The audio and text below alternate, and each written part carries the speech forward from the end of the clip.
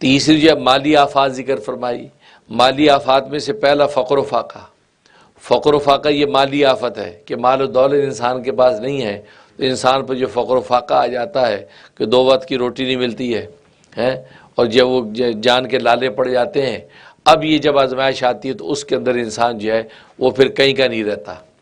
یہاں تک کہ حدیث میں فرمایا کہ قاد الفقر ان یکون کفرا، کہ فقر جو ہے فقر و فاقہ قریب ہے کہ انسان کو کافر بنا دے، کہ ظاہر ہے کہ انسان کی پیٹ کی بھوک اور پیاس میں بے چین ہو کے انسان کفر بھی اختیار کر لیتا ہے اور سوچتا ہے یا چلو 2 وقت کی روٹی تو ملے۔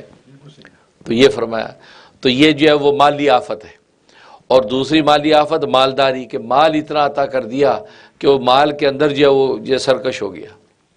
جیسے جو حامان کو جو ہے وہ قارون کو جو ہے مال ملا، کتنا مال، اتنے خزانے ملے مال و دولت کے، اتنے ملے کہ وہ سرکش ہو گیا۔ ایسا سرکش ہوا کہ وہ یہ کہنے لگا کہ یہ تو مجھے اپنی عقل و فہم سے ملا ہے۔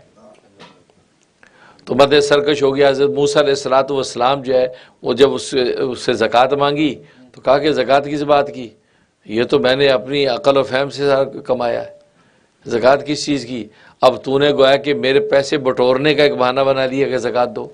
تو حضرت موسیٰ علیہ السلام پر تہمت لگائی، جبکہ وہ تو اللہ کے پیغمبر تھے اور وہ جو آپ ان کو دعوت حق دے رہے تھے۔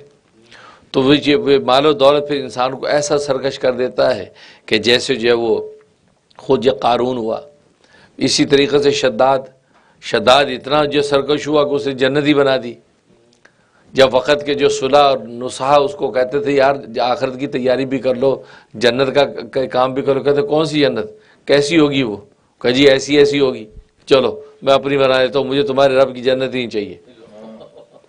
اس نے دنیا میں جنت بنا لی، ہاں، کہا کہ ایسی جنت بنائی کہ خود حدیث میں نبی پاک صلی اللہ علیہ وسلم نے فرمایا کہ میرے صحابہ میں سے ایک صحابی اس کی جنت دیکھے گا بھی۔ اور تمیم داری رضی اللہ تعالیٰ وہ جنت دیکھی، وہ عراق گئے اور عراق میں ان کا جو ہے وہ جنگل میں اونٹ ان کا گم ہو گیا، تو اونٹ کو تلاش کرنے کے جنگل میں دوڑے پھر رہے ہیں، یہاں تک اس کی جنت تک پہنچ گئے۔